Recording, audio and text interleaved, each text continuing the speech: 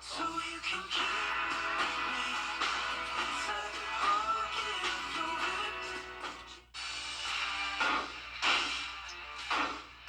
Stillwater Gun Safe, the most secure, fireproof gun safe you can get for your money. This safe comes with a touch-sensitive back-lift keypad. We also have a gear drive system on our safe, which is much more reliable and secure. Fully adjustable and removable steel-reinforced shelves. And on the door, we've got 20 1.5-inch locking bolts. Browse our website and come visit our warehouse for even greater savings. Stillwater Gun Safes. Don't pay more for less. The Live 5 for 6 Skyview Network, sponsored by Terry Lambert Hyundai. We'll enjoy plenty of sunshine, relatively dry day today, but the real focus is going to be once again on the weekend with a scenario to where it could be very, very wet or very, very dry. We'll talk about that with your forecasts all straight ahead. Now, on News Channel 6 at 6, fighting for an Augusta landmark. How city leaders want to save the fire station at Dias Park. Plus, an update on the Bell Auditorium renovations. We'll hear from the chairman of the Coliseum Authority. And a title coming to the CSRA. Our sports director, Brendan Robertson, with highlights as News Channel 6 at 6 starts now. Live from Television Park, this is WJBF News Channel 6 at 6. Good evening, everyone. I'm Jenny Montgomery. I'm Brad Means. Thanks for joining us. Coverage you can count on begins with an historic building in Augusta saved, at least for now. The city, as we told you, had planned to demolish the old community center at Dias Park to make way for renovations. But city leaders have put the wrecking ball on hold. George Escala has the story. It's been closed as a community center for 5 years, and as the city prepares for renovations at Dias Park, the recommendation has been tear it down. We just need cooperation from the city to save it. It's a landmark in the Laney Walker neighborhood. It needs to stay there. The structure dates from 1890 and was the first fire station built by Augusta. But with its poor condition, city leaders were scheduled to vote last week to demolish it. But at the last second, a motion was added to also consider preserving it. It doesn't take demolition totally off the table. It doesn't take preservation totally off the table. What the motion does is it leaves room for conversations to continue to be held. The last second motion is a reprieve for the old fire station, something Historic Augusta has worked on for years. We have great expectations of saving the building. We've had one person that was interested in it before, but they went elsewhere, but now we have somebody else. Historic Augusta will sit down with Augusta officials on Thursday to discuss the fire station. Johnson says if private dollars can be found to preserve it, he is willing to back away from demolition. We're going to do everything we can to avoid that reality first. If we can't avoid it, then we have to move forward with the original scope of the project. And right now, the scope calls for this historic structure to stay standing. In Augusta, George Escala, WJBF, News Channel 6. Renovations at the Bell Auditorium are almost complete. The facility will be fully open again soon. The Augusta Coliseum Authority says it's being renovated to try to accommodate more people, have more restrooms there. At their monthly meeting, the board also talked about where they are with the new James Brown Arena and the possibility of bringing ice hockey back to Augusta. It's just one of those things where we've been blessed to be able to move forward. Even when we were stopped about a year ago, we could keep construction going. That Bell Auditorium expected to be finished by April. I'm excited about that for sure. As we take a break to take a look at the forecast. Here's Chief Meteorologist Tim Miller. It's a few minutes. In the meantime, tomorrow, though, it's going to be a beauty. Sunshine mixed with clouds throughout the day with a high temperature of 60 degrees. And we'll tell you, probably the warmest day of the work week for sure. So it's delightful the December days. Really, over the next few days, we'll have some sunshine and clouds. We'll be on the chilly side. The real thing that we're forecast on is the weekend. Some mighty big changes are possible for the weekend. We'll talk all about that with your forecast in just a few minutes. Jenny, Brent. All right, Tim, thanks so much. Today, the Greenbrier girls flag football team made CSRA history, capturing the first state championship in our area. Sports director Brendan Robertson has highlights from the game. That's right, Jenny. The first state title in program history for Greenbrier, and it came against the team that knocked the Wolfpack out of the state playoffs each of the last 2 seasons. Looking for a little revenge against Lithia Springs at Mercedes-Benz Stadium up in Atlanta. First quarter, Kenzie Horton came into the game with 2,400 yards passing and 42 touchdowns. There's another one to Aaliyah Silver for the first score of the game, 6-0 Greenbrier. Fourth quarter, tied at 6. Horton finds Maggie Pangel, who left the game with a sprained ankle in the first half. This is her 15th touchdown of the season. Greenbrier went in front 12-6, and the defense throws a shutout in the second half. Alicia McKell gets the safety here to add 2 more. Greenbrier wins 14-6. My Football Friday Night co-host Graham Lee was in Atlanta covering the game. He has more. The Wolfpack beat the 2-time defending champs Lithia Springs 12-6 in the Division II state championship. And in the process, they did something that no team from our area has ever done before. Greenbrier came into the game 18-1 on the year, but it's the first time a team from the CSRA competed in the championship since the GHSA adopted the sport. It was down to the wire, but junior Maggie Pangel caught the winning touchdown with just over 2 minutes to go to seal the deal.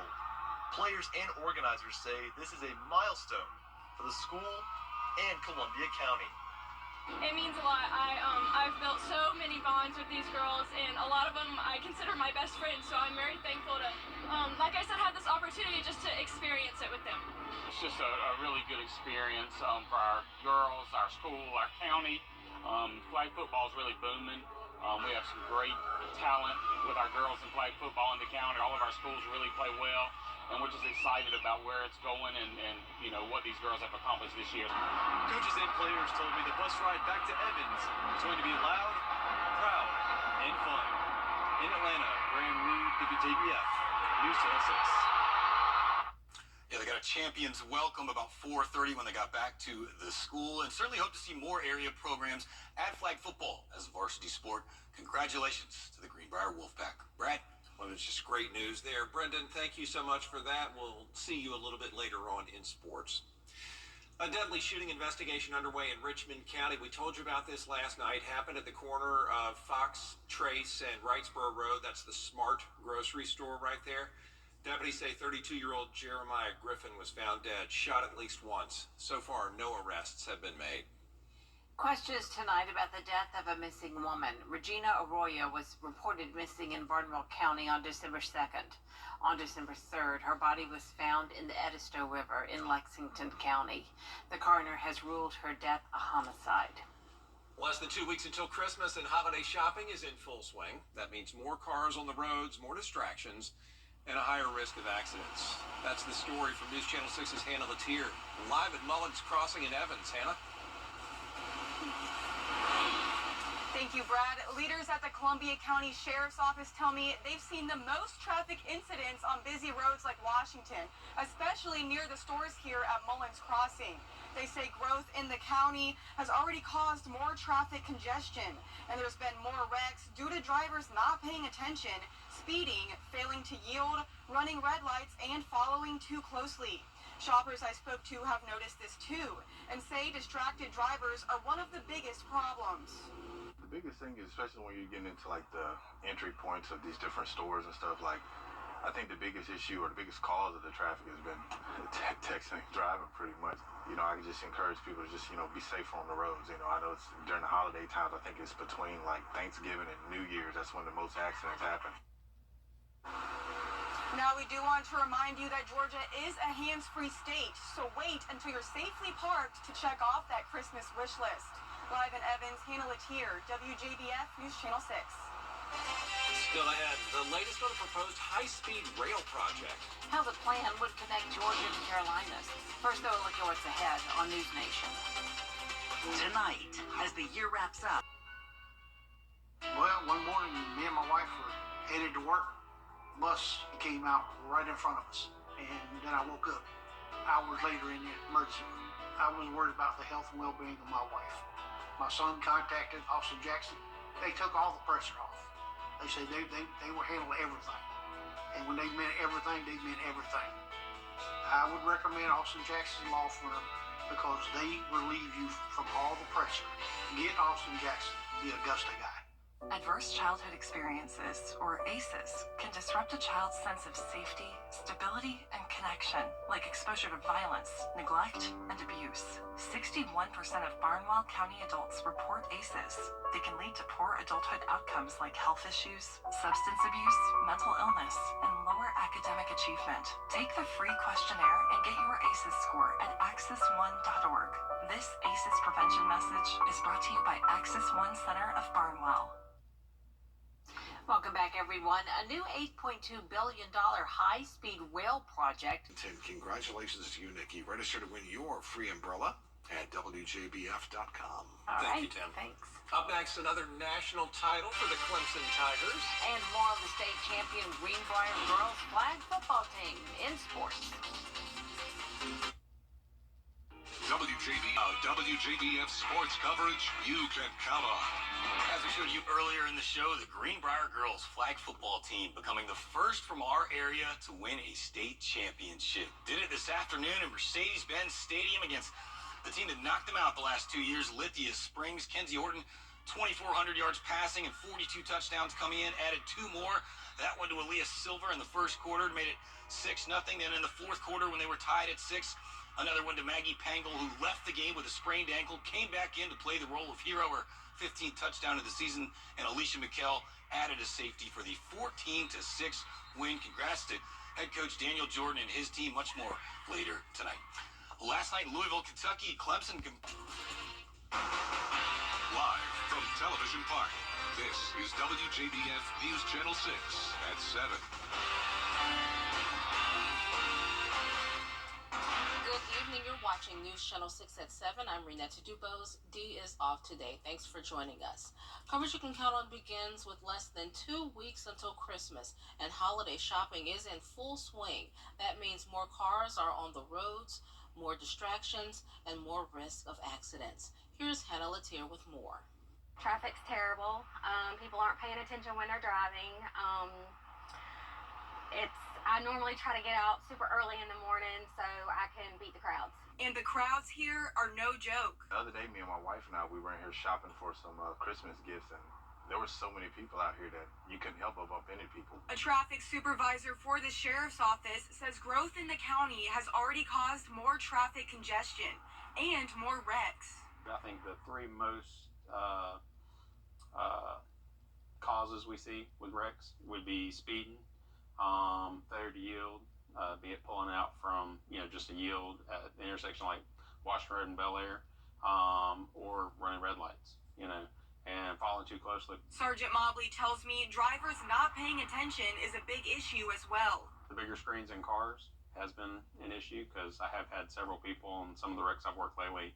Oh, I was trying to change the radio, or, I was trying to do something with navigation. And so it's still an electronic device, but unfortunately it is in your car. Shoppers I spoke to have noticed this too, but with cell phones. The biggest thing is, especially when you're getting into like the entry points of these different stores and stuff, like, I think the biggest issue or the biggest cause of the traffic has been texting and driving pretty much. I just encourage people to just, be safer on the roads. I know it's during the holiday times. I think it's between like Thanksgiving and New Year's. That's when the most accidents happen.